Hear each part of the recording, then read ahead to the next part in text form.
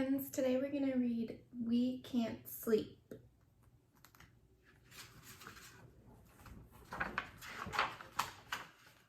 We can't sleep, said Louie. Oh, said Grandpa, what seems to be the trouble?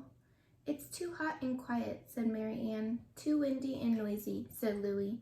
Too light, too dark, too lonely, we just can't sleep, said Mary Ann. That's strange, said Grandpa. I once had that very same problem. It was many years ago. I was about your age. Finally, I got up. I tossed and turned. I counted sheep. Nothing helped. Finally, I got up, got dressed, and went outside. Maybe exercise would help.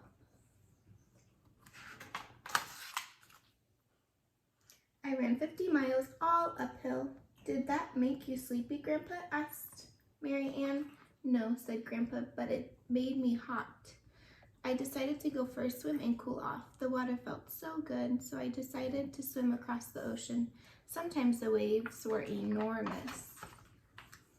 Were there any sharks? Asked Louie. A great many, said Grandpa. They swam right at me, but as they came by, I dove down, grabbed the tail of one, and when he flipped his tail, I went up in the air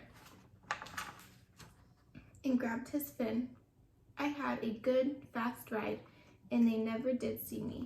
When I saw an iceberg, I let go of the shark. I swam to the iceberg. You must have been pretty tired, said Louie. No, said Grandpa. Just wet.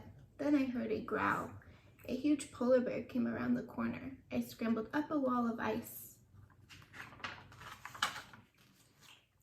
At the top were a lot of walruses. I tried to lift one of the walruses. It weighed about 6,000 pounds, but I finally lifted it and threw it at the polar bear. Then I ran away. I still couldn't go to sleep. I sat up all night watching the northern lights. In the morning, the iceberg began to melt. It got smaller and smaller, and then I saw an island. I swam ashore. I bet you were sleepy, said Mary Ann. No, but I was a bit chilly, said Grandpa. Just as I started to get dry and warm, I heard a noise. What kind of noise? Asked Mary Ann. Like some small bird or insect, or like something really big and scary? Asked Louie. More like that, said Grandpa. The noise got louder. Smoke and fire came out of the jungle. The ground was shaking. Are you two getting sleepy? Asked Grandpa. No, said Louie and Mary Ann. What was it? It was a huge dragon breathing fire. He chased me into the ocean. All I could do was splash water at him. I guess that didn't do any good, said Louie. Yes, it did, said Grandpa. It put his fire out, and in all the smoke, I was able to escape. But he ran after me. I hid with some zebras until the dragon went by. Then I swung through the jungle on vines so as to avoid the crocodiles. I could hear the dragon coming after me, so I climbed a very tall tree. I climbed and climbed and climbed. Weren't you getting tired yet? Asked Mary Ann. Not in the least, said Grandpa. It was only a mile or so.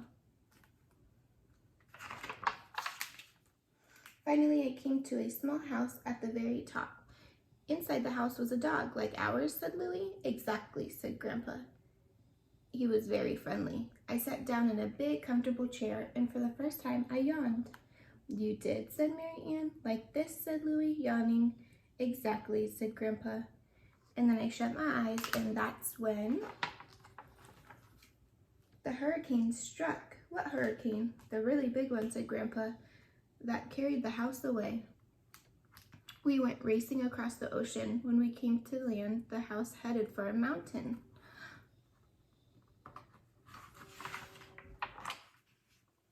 But the chair kept going. We went down and down and through a window into a house just like this. What do you think of that? Asked Grandpa.